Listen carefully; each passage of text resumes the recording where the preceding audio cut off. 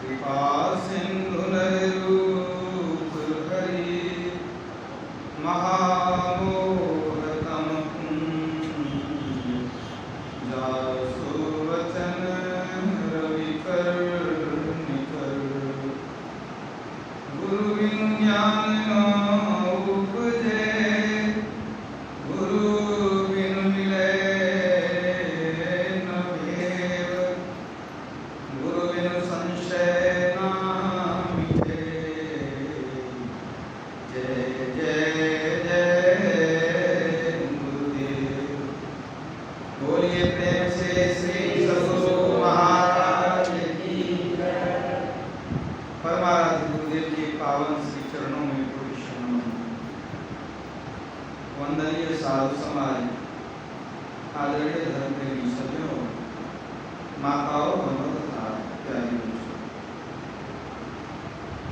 भगवान श्री कृष्ण ने गीता में अर्जुन को उपदेश देते हुए कहा था, कर्मण्येवाधिकारस्ते मा फलेषु कदाचन। अर्थात हे अर्जुन, कर्म करने में तेरा अधिकार है, फल पर तेरा अधिकार नहीं है। अर्थात व्यक्ति कर्म करने के लिए स्वतंत्र है, किंतु फल परमात्मा देते हैं। कैसा फल देते हैं? जैसा हम कर्म करते हैं तद अनुरूप फल देते हैं। तो मनुष्य के हाथ में क्या है? और सिर्फ कर्म कर सकता है। फल क्या मिलेगा ये उसके हाथ में है ही नहीं। अगर आप फल की चिंता करते रहेंगे तो कर्म जो जिस उचित तरीके से करना चाहिए उसमें त्रुटि हो जाएगी। कर्म करने में त्रुटि होगी तो स्वाभाविक फल में त्रुटि हो जाएगी। इसलिए फल की चिंता नहीं करके कर्म पर ध्यान देना चाहिए। हमारा कर्म जो है वो सही हो, उचित हो। इसके लिए क्या करें? तो कर्म करने के पहले विचार करना चाहिए। किसी भी कर्म को करने के पहले विचार करना चाहिए, ये कर्म उचित है या अनुचित है, इसका परिणाम क्या होने वाला है। और ऐसे व्यक्ति को ही बुद्धिमान कहा जाता है जो कर्म करने के पहले खूब अच्छी तरह सोच लेते हैं। तब उस कर्म से दुष्परिणाम मिलने की संभावना न्यूनतम हो जाती है। अगर आप बहुत सोच के काम करते हैं तो स्वाभाविक है कि आप गलत काम नहीं करेंगे। इसलिए एक कवि बड़ा अच्छा कहा, बिना विचारे जो करे सो पाछे पछताए, काम बिगाड़े आप ना जग में होत हंसाए, जग में होत हंसाए, चित्त में चैन न पावे, खान पान सम्मान राग रंग मन हुन भावे, कह गिरिधर कविराय दुख कछु टरत न टारे, खटकत है जियमाही कियो जो बिना विचारे। कभी कभी लोग ऐसी गलती कर बैठते हैं कि जीवन भर उसको याद करके पछताते हैं, अपनी मूर्खता पर हंसते हैं। तो किधर कवि ने क्या कहा? बिना विचारे जो करे सो पीछे पछताए। अब काम बिगाड़े अपना जग में हो धसा है, काम भी खराब हुआ, हंसी का पात्र भी बन जाए। इसी तरह की बातें रामचरितमानस में कही गई। जब भरत जी आ रहे थे जंगल भगवान राम से मिलने के लिए, उनको मनाने के लिए, तो लक्ष्मण जी ने दूर से ही देख लिया कि भरत जी आ रहे हैं, पूरी सेना के साथ बहुत लोगों को लेके आ रहे हैं। मन में हो गया ये तो अयोध्या का राज उसको मिल ही गया है, और ऊपर से आया है कि दोनों भाई को खत्म कर देंगे तो निष्कंटक राज करेंगे। कहीं ये जो आया है इतने लोगों को लेकर के कहीं युद्ध करने तो नहीं आ गए। तो लक्ष्मण जी के मन में होता था कि वो आप आएगा क्या, पहले ही दूर से ही उसको मार के खत्म करूंगा। तो आया है हमारा दुश्मन बन गया, एक तो माँ उसको राजगद्दी दिला दिया है और ऊपर से जंगल में आया हमसे दुश्मनी निकालने के लिए। भगवान राम समझाए नहीं आने दो, ये सब बात मन में मत रखो, भरत को कभी राजमत नहीं हो सकता, राज का घमंड हो ही नहीं सकता। बहुत समझाए। उसी प्रसंग में कहा गया क्या, सहसा करी पाछे पछताही, अकहि वेद बुध ते बुध नाही। सहसा बही, जोश में आगे कर लिए, पीछे पछताते रह गए। कहे वेद बुद्ध ते बुद्ध नाही। वेद और विज्ञजन कहते हैं कि वह व्यक्ति बुद्धिमान नहीं है, मूर्ख है, जो हठात काम करके पीछे पछताता है। इसी संबंध में हमारे गुरुदेव पूज्यपाद संत सेवी महाराज कहा करते थे कि काम करने के पहले ठीक तरह से सोच लेना, यानी अच्छी तरह सोच कर काम करना, ये बुद्धिमत्ता कहलाती है। काम करते जाना और सोचते भी चले जाना, इसे सतर्कता कहते हैं। और काम करके पीछे पछताना, इसे मूर्खता कहते हैं।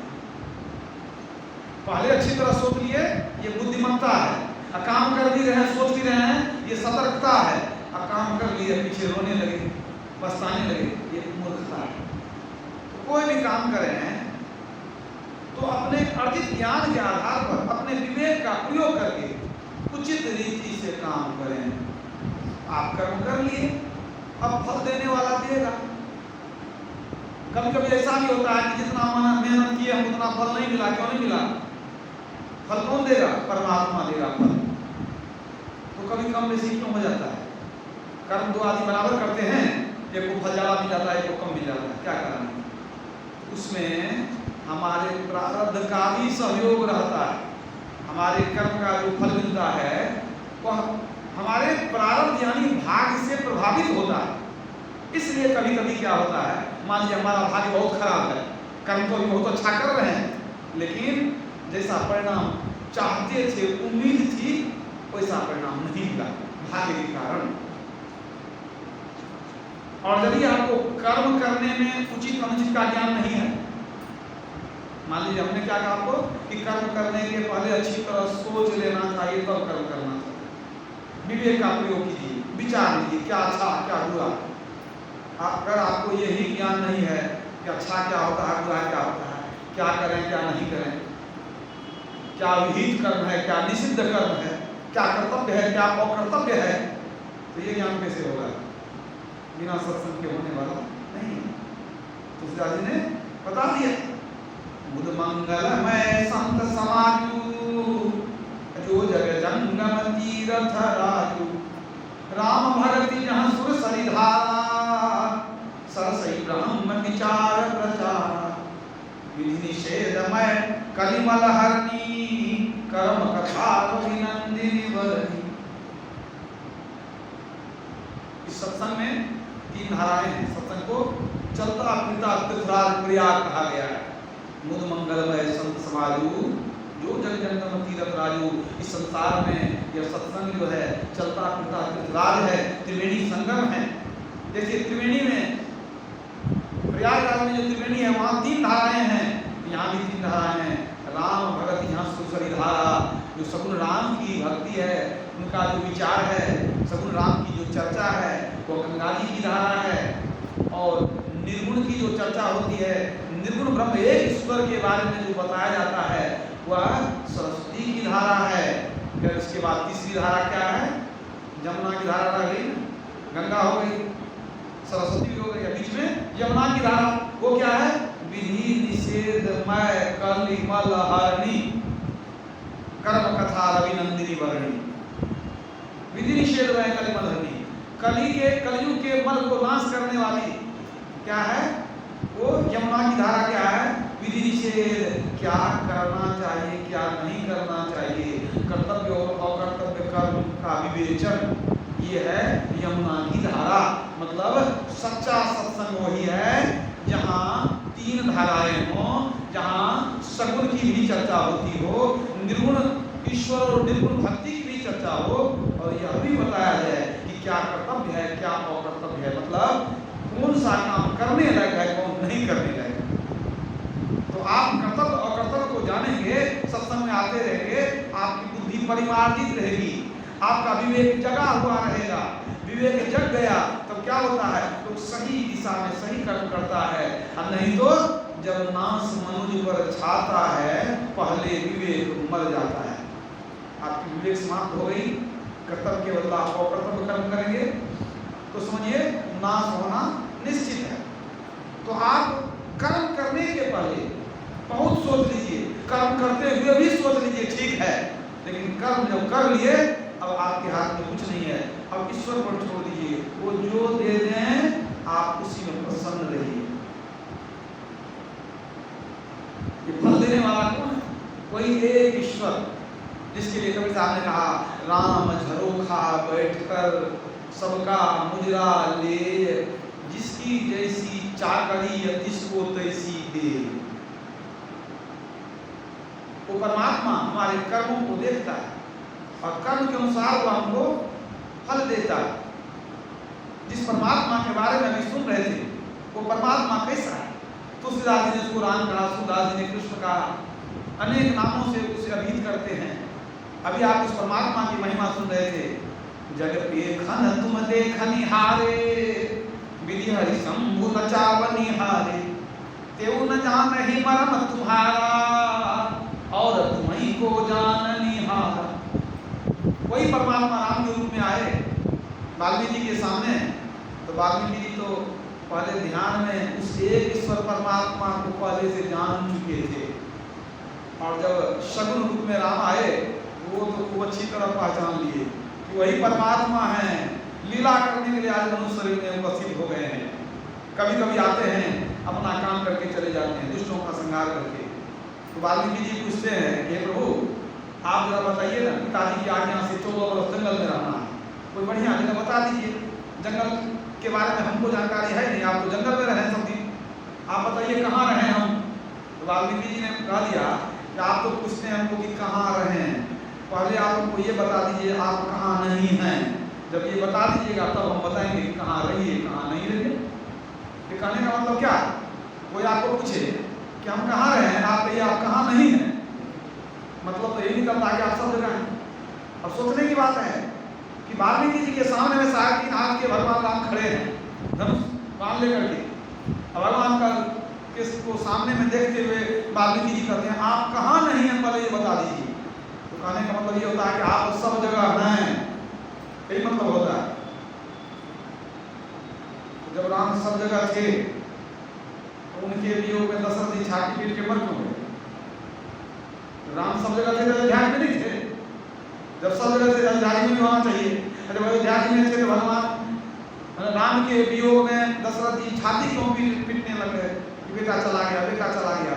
मतलब दशरथ जी नहीं देख रहे थे कि राम सब जगह है, वो उसके आगे रहे थे कि हमारा बेटा जो है सीता लक्ष्मण के साथ जंगल चला गया, अब राम यहाँ नहीं है।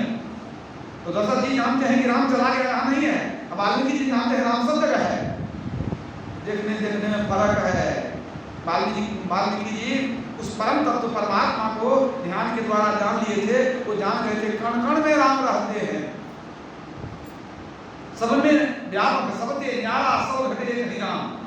उस राम को जान गए थे जो सबके हृदय में रहते हैं, जिसको कबीर साहब ने पाया उस राम को भी, उस राम को जान रहे थे वाल्मीकि जी। कबीर साहब ने कहा राम राय घट में बसे, ढूंढत फिरे उजाड़, कोई काशी कोई प्रयाग में बहुत फिरे झक मार। वो राम तो हृदय में बैठा हुआ है, कोई काशी में कोई प्रयाग में झक मारते फिरता, खोजते फिरता जाना राम मिलेगा। उस राम को वाल्मीकि जी जानते थे, वो ये भी जानते थे कि वही असली राम है जो सब जगह है, सब दिन रहता है। ये राम तो लीला कर रहे हैं, आज है कल नहीं रहेंगे, लेकिन राम तो एक ही है, वो निर्गुण है, उसी से निकला हुआ सगुण है। अगर सत्य कहा जाए तो निर्गुण सत्य है और जो सगुण है वो असत्य है। उपनिषद की वाणी है, मैत्रेयी उपनिषद कहता है ईश्वर के 2 रूप हैं, एक शरीरधारी एक मूर्त, दूसरा अमूर्त। मतलब एक शरीरधारी एक बिना शरीर वाला। फिर उसी में कहा गया कि जो मूर्त है शरीरधारी है वो असत्य है, माने नहीं रहने वाला, और जो अमूर्त है बिना शरीर वाला है वो सदा रहने वाला है, वो सत्य है, सदा एक रस ही रहता है। उसी एक ईश्वर की भक्ति सारे संत करते हैं, नाम कुछ भी रख दीजिए कोई हर्ज नहीं है। तो वाल्मीकि जी कहते हैं आप कैसे हैं हे प्रभु? आप तो वो हैं जो ब्रह्मा विष्णु महेश को भी नचाते हैं, बल्कि उनको पैदा करते हैं, पैदा भी करते हैं नचाते भी हैं। यहाँ तो कहिए कि आप नचाते हैं, और दूसरी जगह कहा गया कि उसी परमात्मा से सब कोई पैदा होते हैं। शंभु विरंच विष्णु भगवान उपजहि अंशु जासुते नाना, जासु अंश उपजहि गुण खानी, अग्नि लक्ष्मी उमा ब्रह्मादि शंभु विरंची विष्णु भगवान उपजही अंशु जासते नाना, जिसके एकमात्र अंश से, अंश मात्र से अनेक नाना माने अनेक ब्रह्मा विष्णु महेश लक्ष्मी सरस्वती पार्वती उत्पन्न होते रहते हैं। वही एक परमात्मा है जो ब्रह्मा विष्णु महेश लक्ष्मी सरस्वती पार्वती सारे देवी देवताओं को, हमको, आपको पैदा भी करते हैं। अब ब्रह्मा विष्णु महेश को नचाते हैं, अतएव न जाने मरम तुम्हारा। वाल्मीकि जी कहते हैं प्रभु आपके रहस्य को ब्रह्मा विष्णु महेश भी नहीं जानते, उनको जानते कौन है? संत लोग जानते हैं, दूसरे कोई जानते ही नहीं। जो जानेंगे वो संत हो गए, भगवान नहीं जानते हैं। जो जान जाएंगे वो संत हो जाएंगे। वही एक ईश्वर जिसने संसार को बनाया, सबका भरण पोषण करते हैं। एक दिन सृष्टि प्रलय हो जाएगी उनके मौज से, फिर नई सृष्टि होगी उनकी ही मौज से। उसी एक ईश्वर पर हम लोगों को विश्वास रखना है। गुरु महाराज ने क्या कहा? एक ईश्वर पर अचल विश्वास, पूर्ण भरोसा, अपने अंतर में ही उनकी प्राप्ति का दृढ़ निश्चय रखना। कुरान मजीद में भी इसी आशय की बातें कही गई है। हालांकि वहां वो लोग अल्लाह को मानते हैं, लेकिन वे लोग क्या करते हैं? कुरान मजीद कहता है अल्हम्दुलिल्लाह रब्बुल आलमीन अर्रहमान रहीम, अर्थात सारी प्रशंसा उसी एक अल्लाह के लिए है जो सबका रब यानी पालन करता है। वह अत्यंत दयावान और कृपालु है। देखिए सारी प्रशंसा उसी एक अल्लाह के लिए, एक अल्लाह, नाम कुछ कर दिए, ईश्वर कहिए, परमात्मा कहिए, अल्लाह कहिए, वही सबका स्वामी है। वो हमारा हित हमसे बेहतर जानता है, हमारा हित वो हमसे बेहतर जानता है। हमारा काम है सिर्फ कर्म कर देना, फल जो आवे, अच्छा हो, बुरा हो, अनुकूल हो, प्रतिकूल हो, सुखमय हो, दुखमय हो, खुशी से भोग लीजिए। जो ज्ञानी हैं वो ज्ञान के द्वारा भोगते हैं, और जो भक्त हैं वो विश्वास के द्वारा भोगते हैं। जो बहुत ज्ञानी है, भक्त में ही, हालांकि जो भक्त होता है उसमें भी ज्ञान होता है, जो ज्ञानी होता है वो भी भक्त होता है, लेकिन जहाँ ज्ञान की प्रधानता होती है, कहीं कहीं लोग ज्ञानी को भक्त को अलग कर देते हैं। तो जो ज्ञान की जहाँ प्रधानता है, वो ज्ञानी तो जानता है जो भी हमारे कर्म का फल है जाएगा कहाँ, वो कर्म का फल समझता है। परमात्मा न्यायकारी है, जो कर्म करेंगे उसी का लोग क्या आएगा। तो कभी साहब कहते हैं आप शरीर में आए हैं, कभी कभी कोई दंड मिलता है, दुख होता है, विपत्ति आती है ना। कभी साहब कहते हैं देह धरे का दंड है, सबका भूगो होय, सबको होता है। देह धरे का दंड है, सबका भूगो होय, ज्ञानी भूगते ज्ञान से, अज्ञानी भूगते रोय। जो ज्ञानी है वो ज्ञान से भोग लेता है क्या? अच्छा हम ही किसी का बुराई किए होंगे, हम ही कोई गलती किए होंगे तब हमको ये फल मिला है। अरे कर्म हमारा खराब होगा तब तो ऐसा हुआ है, वो ज्ञान से भोग लिया। और जो अज्ञानी है वो छाती पीटेगा, भगवान सब कुछ हम ही को दे दिया, हमारा बाप का गलती है, हमारा पड़ोसी का गलती है, हमारे किस्मत में लिखा था, रो रो करके माथा पटकता है। लेकिन अब माथा पटकने से कुछ होने वाला नहीं है, क्योंकि परमात्मा ने आपको आपके कर्म का फल दे दिया, भोगना पड़ेगा। आप कहेंगे नहीं भोगेंगे, आत्महत्या करेंगे, तब क्या होगा? भोगना पड़ेगा, पहले मर जाएंगे, काहे भोगेंगे हम। लेकिन याद रखिए आप क्यों आत्महत्या करने जा रहे हैं? क्योंकि दुख से परेशान हो गए हैं। दुख क्यों हुआ है? क्योंकि आपका बहुत पहले का पाप बचा हुआ है, पहले का पाप बचा हुआ है। वही जब उसी का फल आया तो दुख हुआ, दुख को आप झेल नहीं सके तो कहते हैं हम जान दे देंगे। ठीक है, आप चाहते हैं दुख काहे भोगेंगे, जान दे देंगे। ठीक है, तो आप ये बुझिए, आप जान देने जाते हैं तो दुख के कारण, वो दुख क्यों आया?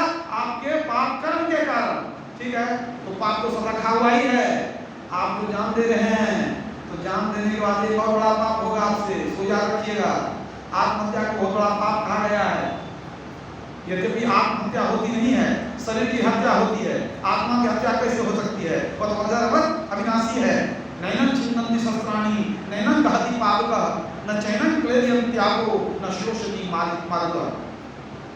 भगवान कृष्ण कहते हैं कि आत्मा तो अजर अमर अविनाशी है, आत्मा की हत्या होगी कैसे? आप शरीरांत कर लेते हैं, आप शरीर का त्याग कर देते हैं। तो जब आप जान देने के लिए जाते हैं, शरीर का अंत करते हैं, तो ईश्वर ने जो सुंदर शरीर बनाया, रचरच करके इतना सुंदर सबसे उत्तम शरीर बनाया और आपको पुरस्कार स्वरूप दिया, आप उसको बर्बाद कर दिए। एक पाप हो गया, अपने शरीर की हत्या करने का एक पाप और कर लिए, तो पहले का पाप क्या कम था, एक पाप और बढ़ा लिए, तो अगले जन्म में वो पाप को कौन भोगेगा, सो बताइए। तब आपका जीवन कैसा होगा, और अधिक पाप आपका बढ़ेगा और अधिक दुख आने वाला है। इसलिए याद रखिए कि जीवन में दुख को भोग लेना तो अच्छा है, लेकिन जीवन का अंत करना महाभयानक है, बहुत ही दुखप्रद है। तो कहने का कारण क्या है, ज्ञानी भूते ज्ञान से अज्ञानी भूते रोय। ज्ञानी लोग सोचते हैं अच्छा हमारा ही कोई कर्म का फल होगा, हम ही किसी का कुछ बिगाड़े होंगे। अज्ञानी का हम तो सब दिन अच्छा ही करते हैं, इसमें हमारे घर वाले का दोष है, परिवार का दोष, पड़ोसी का दोष, माँ बाप का दोष, सबका दोष देगा, लेकिन हमारा दोष नहीं। काल में काल ही, कर्म ही, ईश्वर ही, मिथ्या दोष लगाए, सबका दोष है हमको छोड़ के, लोग यही सोचते हैं। तो लेकिन ये तो ज्ञानी, तो मैंने समझा दिया कि ज्ञान से भोग लेता है, और जो भक्त होता है वो, अगर भक्त है वो ईश्वर पर पूरा आश्रित है, आश्रित है, तब क्या होगा, वो सोचता है प्रभु इतना सुख दिए, एक दिन दुख ही दिए तो क्या हल है, उन्हीं का प्रसाद समझ के भोग लेंगे हम। जो प्रभु जो करते हैं प्रभु ही करते हैं। जो सच्चा भक्त है, पूर्ण समर्पित है, वो क्या सोचता है कि जो कुछ करते हैं प्रभु ही करते हैं, उनके इच्छा को ना पता नहीं होता। ठीक है, तो जब इतना दिन सुख दिए तो वही न दिए, आज हमको दुख भी दिए तो वही दिए, कोई हक नहीं है। तो जब दुख भी दिए तो हमको खुशी खुशी दुख को भोग लेना चाहिए। एक राजा था, वो कोई फल खा रहा था, फल काटा तो बड़ा ही कड़वा खराब लगा। बगल में एक उसका सेवक बैठा हुआ था, कहा लो जी इसको खा लो। अब वो देखने लगा राजा कि खाता है कि बड़ा कड़वा है, तो खाने लगा है बिल्कुल नहीं खा सकेगा। अब वो ले करके काटते गया, खाते गया, खाते जा रहा। राजा आश्चर्य से मुंह देख रहा था कैसे खा लिया। जब वो खा लिया तो राजा कहता है तू कैसे खा लिया, इतना कड़वा फल तू खा कैसे लिया। कहा हमने ये नहीं देखा कि फल कड़वा है या क्या है, हमने ये देखा कि आपने अपने श्री हाथों से हमको दिया। आप याद कीजिए महाराज, आपने इन्हीं हाथों से हमको कितना सुंदर सुंदर चीज दिया है, कितना सुंदर सुंदर फल खिलाया है। अगर इसी हाथ से एक दिन आप कड़वा फल दे दिए तो क्या उसका हम अपमान कर दें? ये तो हमारी धृष्टा होगी। जो आपके हाथ से मिला वो हमारे लिए आदरणीय है, उसको हम अवश्य ग्रहण करेंगे। राजा को समझ में आ गया कि सच्चा भक्त कैसा होता है। तब समझ बात है कि सच्चा भक्त कैसा होता है। तो ईश्वर विश्वासी व्यक्ति है, वह ईश्वर के दिए हुए हर एक फल को प्रसाद समझ करके ग्रहण कर लेता है। पारसी धर्म के एक गुरु थे, धर्म प्रचारक रवि मेहर। उनके 3 पुत्र थे, छोटे छोटे बच्चे, धर्म के प्रचार में कहीं कहीं जाया करते थे। एक बार महामारी फैल गई, तीनों बच्चे बीमार हो गए।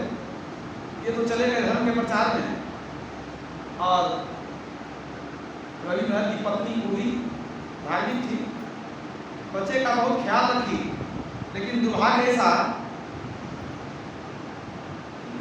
दवाई और सेवा के अभाव में तीनों बच्चे का शरीर छोड़ गया, तीनों बच्चे मर गए। महामारी के कारण तीनों मर गए। अब रवि मेहर आने वाले थे, माँ ने तीनों बच्चों को खाट पर सुला दिया, तीनों बच्चे मर चुके थे। रवि मेहर जब आए तो आते ही देखते हैं कि घर में बड़ी शांति है, क्या कि आते थे तो बच्चे लोग उछल कूद करते रहते थे। तो उन्होंने पूछा कि बच्चे लोगों को नहीं देखते हैं, कहीं वे सो तो नहीं गए? शाम का समय था, कई बच्चे लोग सो तो नहीं गए? उनकी धर्मपत्नी ने कहा हाँ, वो गहरी नींद में सो गए। अच्छा, आप थके मांदे आए हैं, बच्चे की चिंता बाद में कीजिएगा, हाथ पे धो लीजिए, बहुत दूर से आए हैं, कुछ खाना खा लीजिए, भोजन कर लीजिए। रवि मेहर हाथ पे धो करके बैठे, उसको अच्छी तरह से खाना खिलाने लगी पत्नी। अब खाना खिला करके जब समाप्त होने लगा भोजन, तब पत्नी पूछती है, एक बात कहें? हाँ कौन? हम लोग जो परसों लाए थे अपने पड़ोसी के यहाँ से बर्तन मांग करके, काम बड़ा था, आज आया था वो अपना बर्तन मांगने के लिए, इतना करके चुप हो गए। तो रवि मेहर कहते हैं धर्मगुरु आए थे तो तुमको दे देना चाहिए। अरे जिसका बर्तन है तो जरूर मांगने आएगा, तो उसको दे तो कोई हट दे ना, कहा हट क्या है? अरे जिसका बर्तन है वो मांगने आया, उसको दे देंगे, इसमें हमारा क्या जाता है? हमको इसमें लोभ नहीं करना चाहिए, जिसका था उसको दे देना चाहिए। पत्नी ने कहा हम भी यही सोचे थे, इसलिए उनको बर्तन हम दे दिए। अब बहुत अच्छा की तुम। इसके बाद अंदर आए खा पी करके कमरे में, तो पूछते हैं बच्चे सब कहाँ हैं? अंदर जब गए शयन कक्ष में तो चादर को उघाड़ दी पत्नी। आप लोग देखते हैं तीनों बच्चे पड़े हुए हैं, देख करके लगा के ना हिला हिला कर देखते मर। तो पूछने लगे कि क्या ये लोग अब नहीं रहे? पत्नी ने कहा नहीं, महामारी के चपेट में आकर के तीनों चले गए। अब तो बेचारे रवि में फूट फूट कर रोने लगे, लगा के माथा पर पटकने लगे। पत्नी कहती है पतिदेव आप ही ने कहा था ना कि जिसकी वस्तु हो उसको लौटा देने में कोई हर्ज नहीं है, तो क्या आप लोग पैदा हुए तो बच्चा लेकर आए थे? क्या हम जो आए थे बच्चे को लेकर के आए थे? अरे परमात्मा की कृपा हुई, उन्होंने हमको बच्चे दिए, पर आज परमात्मा ने अपने बच्चे को वापस ले लिया, तो आप क्यों रो रहे हैं? आप ही ने तो कहा कि जिसकी वस्तु हो उसको दे देना चाहिए। तो आज परमात्मा की संतान है, परमात्मा ने अपने संतान को वापस ले लिया, तो आप रो क्यों रहे हैं बच्चों की तरफ? अब ये सुन करके उनको बहुत झटका लगा कि हम धर्मगुरु हम कहलाते हैं, लोगों को ज्ञान हम देते हैं। आज हमारी अर्धांगिनी ये माता होकर के 3 बच्चों का वियोग जब सह सकती है, तो हम क्यों नहीं सह सकते? उसने अपने दिल को ढाढ़स बंधाया, अपने मन को धीरज बंधाया और सोच लिया क्या ये प्रभु का ही प्रसाद है, प्रभु ने दिया और प्रभु ने ले लिया, तो इसमें क्या दिक्कत है? पत्नी ने कहा कि पतिदेव प्रभु पर भरोसा रखिए, जिन्होंने 3 दिया है फिर ले लिया, क्या उनकी इच्छा होगी, क्या वो देना चाहेंगे तो फिर नहीं दे सकते हैं? वो फिर दे सकते हैं। पति के मन का की मलिनता दूर हो गई, संशय मिट गया और प्रभु पर विश्वास और पक्का हो गया। इसीलिए किसी भक्त ने बड़ा अच्छा कहा है, जैसी खुशी हो तेरी खूब नाच तू नचा ले, खूब छानबीन कर ले, अच्छी तरह तपा ले, राजी हूं मैं उसी में जिसमें तेरी रजा है, यूं भी वाह हुआ है वो भी वाह। जैसी खुशी हो तेरी खूब नाच तू नचा ले, आप जैसे नचाइए, हमको सुख दीजिए, दूध दीजिए, जो करिए, खूब छानबीन कर ले, अच्छी तरह तपा ले। आप हमारी खूब परीक्षा लेते रहिए, तपाइए हमको कि हम सही भक्त हैं कि नहीं है। एक ईश्वर विश्वास रहता है कि छोड़ करके चले जाते हैं दुर्गा गणेश काली की पूजा करने के लिए, आप परीक्षा करके देखिए। खूब छानबीन कर ले, अच्छी तरह तपा ले, हे प्रभु राजी हूं मैं उसी में जिसमें तेरी रजा है, आप जो चाहेंगे मैं उसी में राजी रहूंगा। यूं भी वाह हुआ है, यूं भी वाह हुआ है, आ गया तो भी वाह वाह, चला गया तो भी वाह वाह। कौन लिया? आपके पास गया, आपके पास है। आप जरा कल्पना कीजिए, जो व्यक्ति आपको कोई 10,000 रुपया महीना देता है खुशी से, भाई आपको मदद करते हैं, कल कह दे कि हमको 5 रुपया दे दो तो अभी हम बहुत जरूरी है, आप 5 रुपया लौटा दीजिएगा तो दुख होगा। आप बताइए, आप सोचिएगा सब देने वाला यही है। अगर हम 5 रुपया के 500 रुपया दे देते हैं, हमारा क्या जाता सब उन्हीं का। तो ये संतोष कहते हैं, संतोषम परम सुखम। जिस दिन संतोष हो जाएगा उस दिन दुख आएगा ही नहीं जीवन में। वो धन गण वारी धन और रत्न धन खान, जब आवे संतोष धन सब धन धूरी समान। सबसे बड़ी बात यही है, ईश्वर पर विश्वास। गाँव तो रोज लेते हैं, एक ईश्वर पर अचल विश्वास। विश्वास ही नहीं होता, अचल विश्वास को छोड़ दीजिए, अचल को छोड़ दीजिए, विश्वास ही नहीं होता। मुंह से तो कहने के लिए गा लेते हैं, बड़ी अच्छी बात है, सिर्फ गाने से काम नहीं लगता है। कबीर साहब ने क्या कहा, जब बहुत उनकी पूजा होने लगी, बहुत लोग आगे पीछे घूमने लगे, तो सोचते थे मेरा कुछ नहीं, सब प्रभु का। तो क्या कहते हैं, ना कुछ किया न कर सका न करने जोग शरीर, जो कुछ किया सो हरि किया भया कबीर कबीर। ये जो कबीर कबीर बना है तो कौन किया? जो कुछ किया सो हरि किया।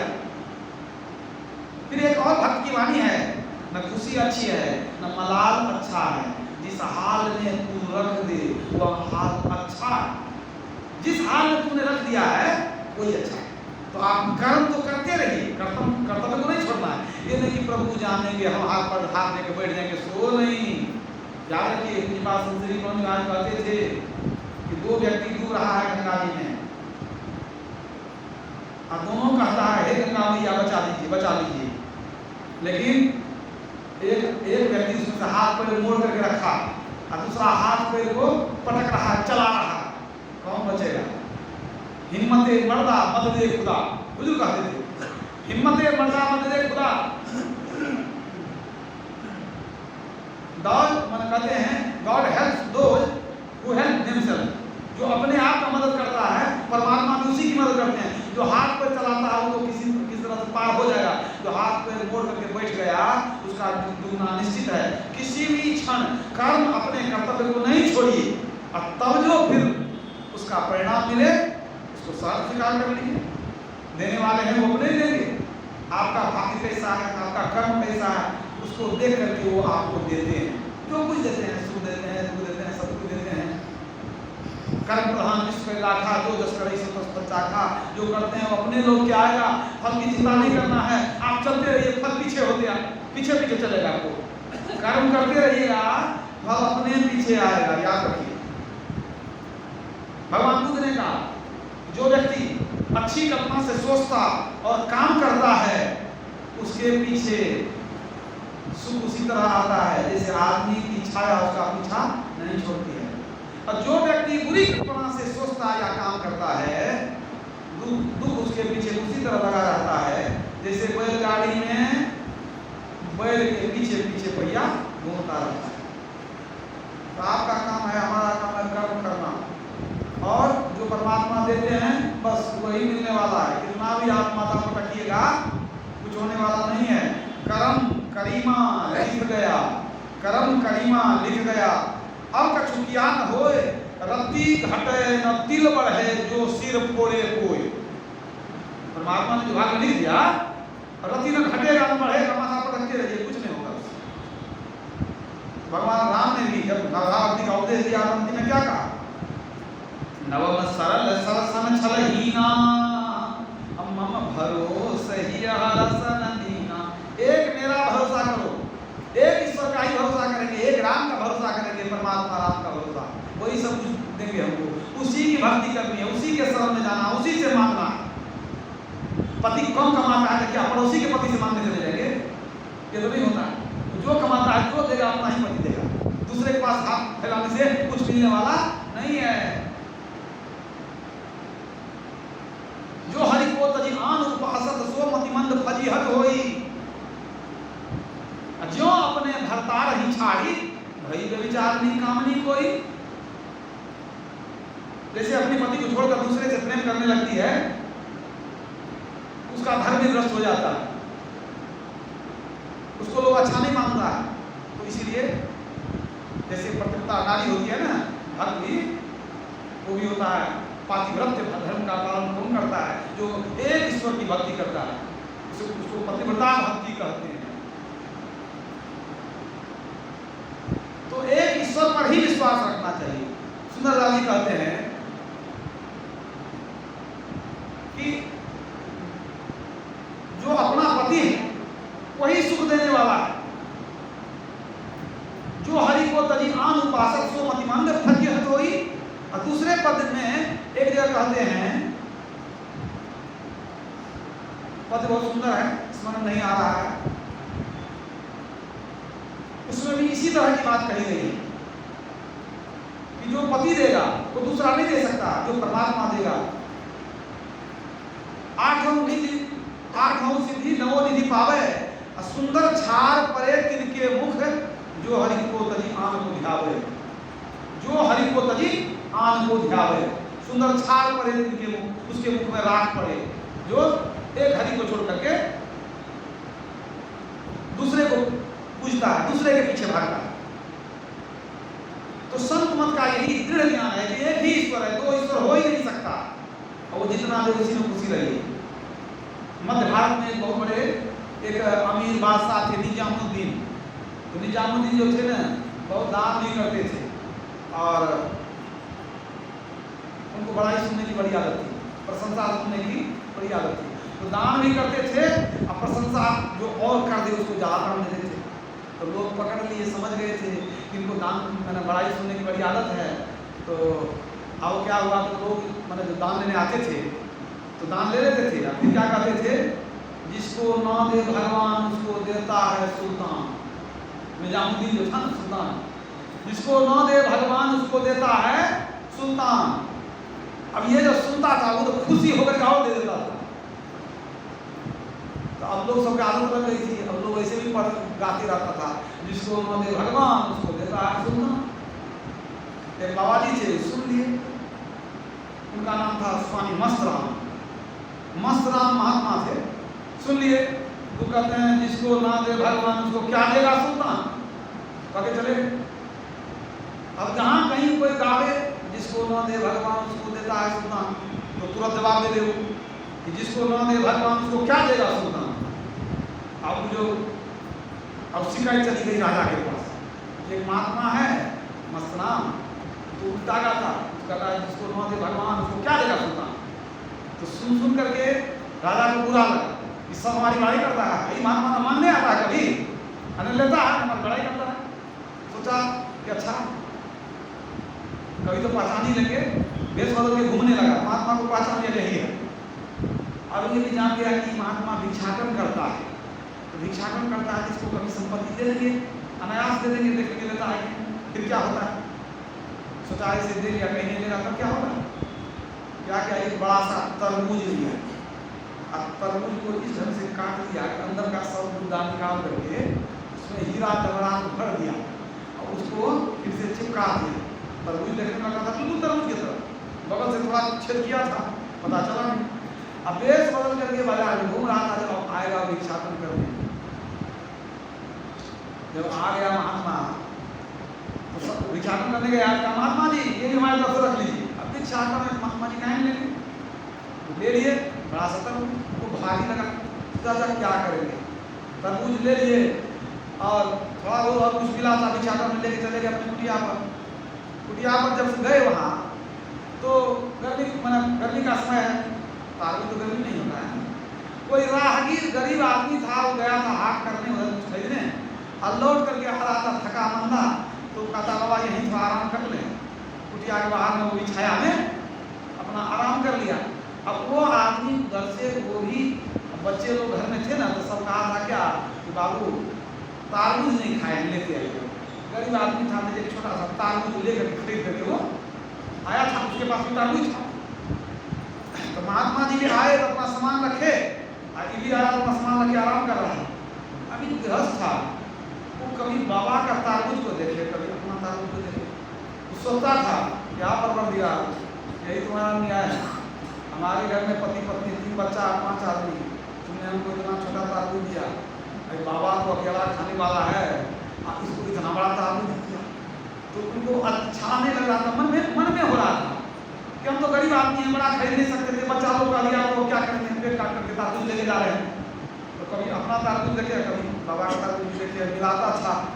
बाबा को नज़र की बात पड़ रही है कि बात तो ये है कि सोचता है कि बाबा इतना कैसे खाएंगे, अकेले बाबा है, हमारा तो परिवार है। तो बाबा कहते काहे परेशान होता है, कितना आदमी है, बाबा हम लोग 5 आदमी हैं। काहे घबराता है, ले यही तारबूज तू ले ले, हमको छोटा वाला दे दे, इसी काम कर लेगा। बड़ा तारबूज इसको दे दिया, अब छोटा तारबूज बाबा रख लिए, आराम से खा पी लिए उसको, तो लेके चला गया। अब जो है दूसरे दिन फिर जब समय आया तो फिर चले भिक्षाटन करने के लिए। तो राजा फिर देश बदल के घूम रहा था कि देखते हैं महात्मा मिलता है, और पूछेंगे जिसको ना दे भगवान उसको देता है, सुल्तान को नहीं देता है, तब पूछेंगे। अब जब फिर देखेंगे भिक्षाटन करते हुए, तो अब राजा को बड़ा बुरा लगा, कल इसको इतना हीरा जवाहरात दिए हैं हम, आज फिर भी मांगने के लिए मिला है, लगता है इसकी आदत बिगड़ गई है कि खाली धन जमा करने के चक्कर में लगा हुआ है। कहता महाराज कल ही तो आपको इतना धन मिला था, आज कैसे भिक्षाटन करने निकल गए, आदत बिगड़ गई है क्या। का कौन धन, किसका धन, कहाँ मिला धन। कहा आपको तो तारबूज दिए थे, तो तारबूज दिए थे तो क्या हो गया। कहा महाराज हम सुल्तान निजामुद्दीन हैं, अब तारबूज में पूरा हीरा जवाहरात भर के दिए थे कि नहीं दिए थे आपको। महात्मा जी हंसने लगे, कहते हैं परमात्मा जिनके पास भेजना था उनको दे दिए, जाके देखो गरीब आदमी अमीर हो गया, हमको क्या पता तू क्या दिया था नहीं दिया था। वो तो बेचारा परिवार वाला था, वो देखता था कि हमको भगवान ने दिया, हम दे दिए बड़ा उठा करके, हमको छोटा बड़ा मिला, बड़ा अच्छा लगा, हम खाए भर में, उसको तो दे दिए। तो गरीब आदमी के यहाँ चला गया। आपको निजामुद्दीन जो है माथा पीट दिया कि बात तो ठीक ही कहा है कि जिसको न दे भगवान उसको क्या देगा सुल्तान। परमात्मा इनको हीरा जवाहर देना ही नहीं चाहते हैं। क्यों?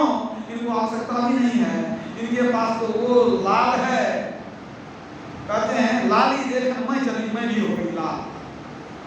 तो वही बात है, इनको तो परमात्मा की लाल मिला हुआ है, बाहर का धन लेके क्या करेंगे? और महात्मा जी उसी में खुश हैं, जो मिल गया उसी में खुश हैं, उनको क्या जरूरत है हीरे जवाहरात की। तब उनको लगा कि दुनिया में ऐसे ऐसे भी लोग हैं जो ईश्वर पर इतना विश्वास करते हैं कि कोई उनके विश्वास को डिगा नहीं सकता है, और जिनको उतना विश्वास है वही पा भी सकते हैं। अगर ईश्वर को छोड़ करके दूसरे का भरोसा करते हैं, ईश्वर को कैसे अच्छा लगेगा? सो बताइए, अच्छा लगेगा? सब कुछ देने वाले मनुष्य शरीर कौन दिया? उसी ईश्वर ने दिया। सत्संग कौन दिया? उसी ईश्वर ने दिया। गुरु कौन दिया? उन्हीं ने दिया। सब कुछ देने वाले वही हैं। देनहार कोई और है, देत रहत दिन नैन, और लोग भरम हम पर करें तासो नीचे नैन। तो देने वाले अवश्य देंगे, आपको मांगने की जरूरत नहीं होगी। मांगना है तो सिर्फ प्रभु को ही मांग लीजिए, प्रभु से प्रभु को मांग लीजिए। इसलिए संसार की वस्तु मांगने की जरूरत नहीं है, आप ईश्वर के शरण में हैं, यही काफी है। तो एक ईश्वर की भक्ति करते रहेंगे तो निश्चित रूप से जीव का कल्याण होगा। मैं इतना ही करके अपने वाणी में विराम देता हूँ। बोलिए प्रेम से श्री सद्गुरु महाराज।